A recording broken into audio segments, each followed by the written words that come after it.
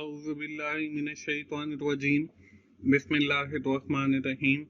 अस्सलाम वालेकुम दोस्तों, मैं हूं मोहसिन रज़ा और आप लोग देख रहे हैं 24/7 टीचर्स ऑनलाइन यूट्यूब चैनल।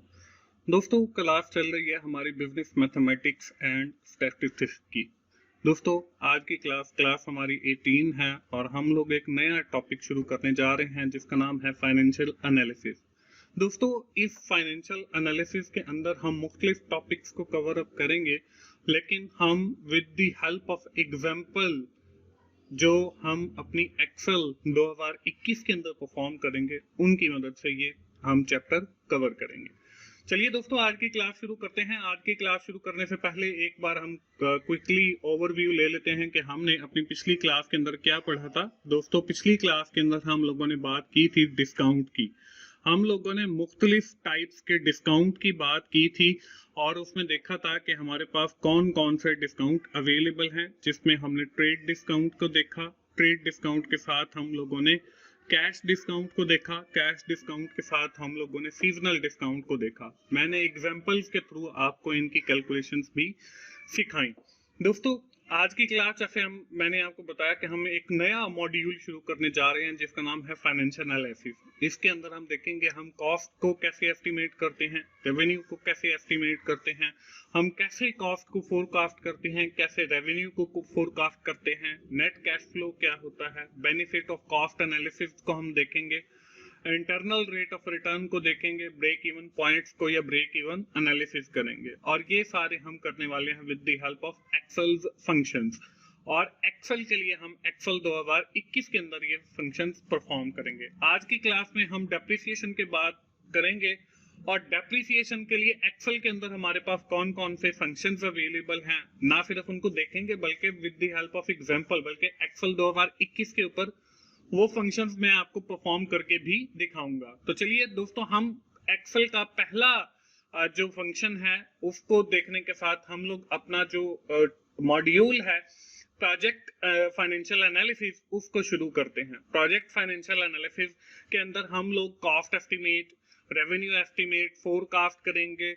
हम कास्ट को फोरकास्ट करेंगे, हम रेवेन्यू को, नेट कैश फ्लो को फोरकास्ट करेंगे, कॉस्ट एंड बेनिफिट एनालिसिस देखेंगे, इंटरनल रेट ऑफ रिटर्न देखेंगे और ब्रेक इवन एनालिसिस को देखेंगे।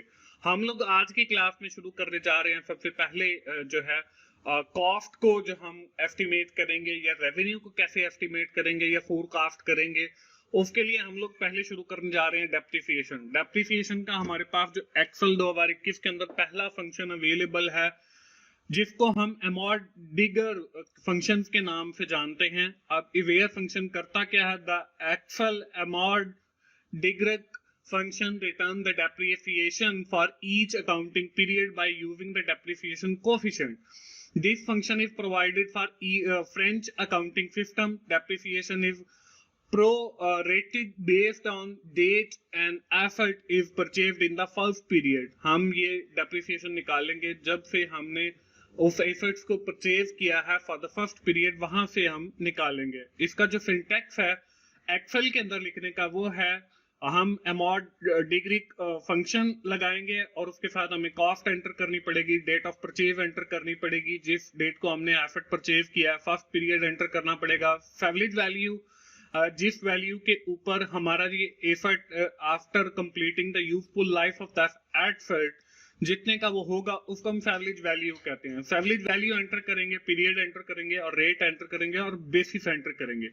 पीरियड, जिस पीरियड की हम डेप्रिसिएशन निकाल रहे हैं, रेट डेप्रिसिएशन रेट होगा और बेसिस हमारे पास year basis to be used, जिस ईयर के अंदर हमने उस एसेट को यूज किया है वो हम निकालेंगे। तो चलिए दोस्तों, मैं आपको एक्सेल पे लेकर चल रहा हूं और वहां पे जाने के बाद हम लोग इसको देखेंगे कि हम इस फंक्शंस को कैसे परफॉर्म करेंगे। यहाँ पे ऑलरेडी ये सारी वैल्यूज मैंने लिख दी है टाइम सेव करने के लिए। यहाँ पे आंसर भी आया हुआ है, इस आंसर को कर देता हूं मैं डिलीट। अब वो जो फंक्शन है अमोर्टिगर का वो मैं आप लोगों को यहाँ पे परफॉर्म करके दिखाने वाला हूँ। हम सबसे पहले लगाएंगे इक्वल्स। इक्वल्स लगाने के बाद हमारे पास जो अमोर्टिगर का फंक्शन है वो लिखेंगे AMORTEGRC। ये लिखने के बाद आप ब्रैकेट शुरू करेंगे। ब्रैकेट शुरू करने के बाद देखें हमारे पास सबसे पहले लिखा हुआ है कॉस्ट, और यहाँ पे देखें कॉस्ट के सामने जाकर हम कॉस्ट वाले सेल पे क्लिक करेंगे कॉस्ट वाले सेल पे जब हम क्लिक करेंगे तो इसका रेफरेंस यहाँ पे आ जाएगा, उसके बाद हम कॉमा लगाएंगे, उसके बाद देखें डेट परचेज आ रहा है, डेट परचेज पे जाके हम देखें 1/8/2021 है, तो हम यहाँ पे डेट परचेज पे जाके क्लिक करेंगे, उसके बाद हम कॉमा लगाएंगे, उसके बाद देखें यहाँ पे आ रहा है जी फर्स्ट पीरियड। तो फर्स्ट पीरियड जो है हमारा खत्म होता है 31/12/2022 को, हमने यहाँ पे जाके क्लिक किया, यानी कि हमारे पास अब देखें 8वें महीने की, 9वें महीने की, 10वें महीने की, 11वें की और 12वें की 5 माह की डेप्रिसिएशन कैलकुलेट होगी। इसके बाद हम फिर कॉमा लगाएंगे, इसके बाद देखें हमारे पास अगली जो चीज है वो है सैलरी वैल्यू। तो सैलरी वैल्यू जो है मतलब जब हमारे एसेट की यूजफुल लाइफ खत्म होती है तो वो 500 रुपए का बिक सकता है। तो यहाँ पे जाके क्लिक करेंगे, यहाँ पे क्लिक करने के बाद हमने कॉमा लगाया, फिर देखें पीरियड है, पीरियड 1 के लिए हम लोग कैलकुलेट कर रहे हैं, यहाँ पे जो है हम पीरियड 1 पे जाके क्लिक करेंगे, फिर कॉमा लगाया, फिर हम रेट पे क्लिक करेंगे, यहाँ पे 0.1 आ रहा है तो ये बेसिकली 0.10 यानी कि 10% रेट है। तो यहाँ पे हम इस पे क्लिक करेंगे, फिर कॉमा लगाया। अब आगे देखें हमारे पास है जी बेसिस। बेसिस में देखें 1 जो है वो एक्चुअल के लिए है, 2 365 डेज के लिए, 365 के लिए, 4 जो है वो 360 डेज के लिए यूरोपियन के लिए। तो हम यहाँ पे 1 क्लिक करेंगे एक्चुअल के लिए और ब्रैकेट को क्लोज करेंगे। ब्रैकेट को क्लोज करने के बाद हम इसको करेंगे एंटर, तो हमारे पास देखें 388 रुपए जो हैं वो हमारे पास कॉस्ट आ जाएगी 5 मंथ की, यानी फर्स्ट पीरियड की। तो ये हमारे पास एमरॉक डिक्रिक का फंक्शन हो गया। इसके बाद मैं स्लाइड पे आपको वापस लेकर चलता हूं और आगे देखें कि अगला जो हमारा फंक्शन है डेप्रिसिएशन से रिलेटेड वो कौन सा है। यहाँ पे देखें हमने एमरोलिनिक का फंक्शन है अगला, the Excel amorlinc function return the depreciation for given accounting period. This function is provided for the French accounting system. Depreciation is rated based on the date on asset purchase in the first period. अब ये first period के अंदर हम लोग calculate करेंगे। इसका syntax भी जो है वो तकरीबन हमने जो पिछला फंक्शन पढ़ा उसके मुताबिक है। यहाँ पे एमरोलिनिक का फंक्शन आ गया, उसके अंदर कॉस्ट आ गई, डेट परचेज आ गया, first period, salary value period, rate और बेसिस तकरीबन सेम जैसे हमने पहले पढ़ा है और उसी तरह है, लेकिन इनकी जो डेप्रिसिएशन निकलेगी वो डिफरेंट आएगी। हम दोबारा वापस एक्सेल पे चलते हैं। तो यहाँ पे हमने एक्सेल पे क्लिक किया तो आगे देखें यहाँ पे मैंने लेक्चर नंबर 18.1 डाला हुआ है। तो ये हमारे पास एमरोलिनिक फंक्शन आ गया और ये उसका सिंटैक्स आ गया। डेटा जो है वो ऑलरेडी मैंने लिख लिया है ताकि हमारा टाइम सेव हो। यहाँ पे मैं इस आंसर को डिलीट कर देता हूँ। इस आंसर को डिलीट करने के बाद अब हम दोबारा इक्वल लगाएंगे।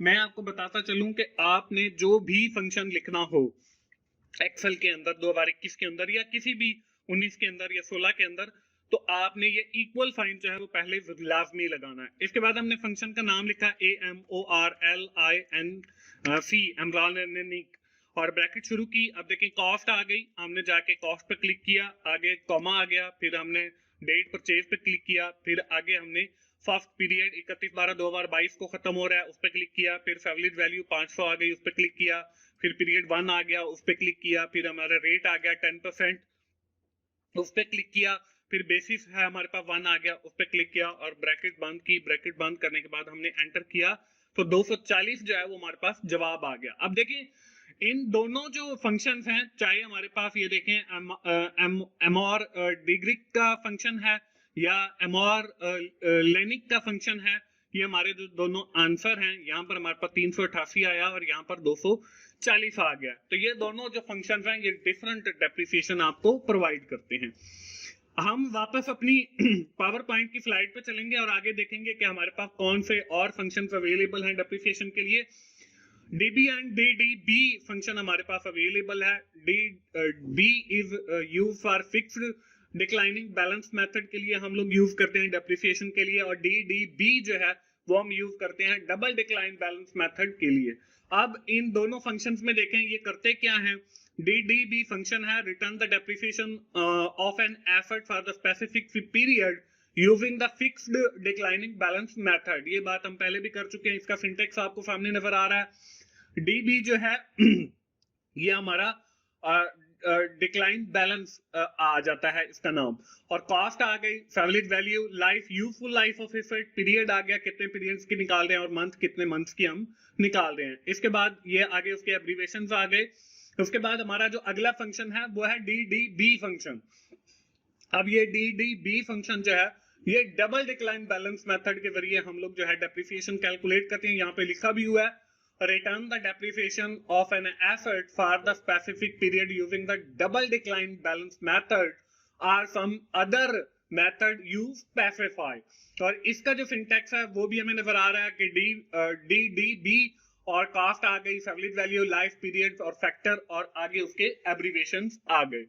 इसके लिए भी दोस्तों मैं आप लोगों को एक्सेल 2021 पर ही लेकर चलूंगा और वहां पर आपको दिखाऊंगा कि कैसे हम डी बी और डी बी का फंक्शन यूज करते हैं। यहाँ पे देखें, हाँ मैं आपको सबसे पहले जो है वो दिखा रहा हूँ डी बी का फंक्शन। यहाँ पे पहले जो आंसर आया हुआ है उसको मैंने डिलीट किया। अब यहाँ पे हम सबसे पहले वही इक्वल लगाएंगे और यहाँ पे डी बी लिखा और ब्रैकेट शुरू। तो हमारे पास देखें वो पूरा नीचे बनकर आ गया, कॉस्ट आगे हमारे पास जो है वो सेवरेज वैल्यू आ गई, लाइफ आ गई, पीरियड आ गया और मंथ आ गया। हम सबसे पहले कॉस्ट पे जाके क्लिक करेंगे 1 लाख, हमने कॉमा लगाया, इसके बाद हमारे पास सेवरेज वैल्यू है वो हमारे पास 20,000 है, उस पर हमने क्लिक किया, कॉमा लगाया, इसके बाद हमारे पास नंबर ऑफ ईयर जो है यूजफुल लाइफ उस इफेक्ट की वो 4 साल है, तो 4 पे हमने क्लिक किया, फिर हमने कॉमा लगाया, उसके बाद पीरियड है, हमने 1 जो है वो सिलेक्ट किया है और इस पे कॉमा लगाया। यहाँ पे 1 और 0 से मर्याद ये अन्यूटी है कि बिगनिंग या एंडिंग पे हम डेप्रिसिएशन कैलकुलेट करते हैं। आगे हमने कॉमा लगाया और उसके बाद हमने 7 मंथ्स की जो है वो डेप्रिसिएशन कैलकुलेट करनी है। तो यहाँ पे हमने ये 7 पे क्लिक किया, 7 ईयर मंथ की, तो यहाँ पे हमने फिर ब्रैकेट पे क्लोज की और एंटर किया, तो हमारे पास जवाब देखें 19,308 आ गया। ये डेप्रिसिएशन डीबी फंक्शन के थ्रू यानी डिक्लाइन बैलेंस मेथड के थ्रू हमारे पास आंसर आ गया। अब हम चलेंगे अगले फंक्शन के ऊपर। यहाँ पे देखें डी बी फंक्शन यानी कि डबल डिक्लाइन बैलेंस मेथड। यहाँ पे डबल डिक्लाइन बैलेंस मेथड भी तकरीबन सेम है। यहाँ पे डी बी लिखा हुआ है, यहाँ पे डी बी लिखा जाएगा।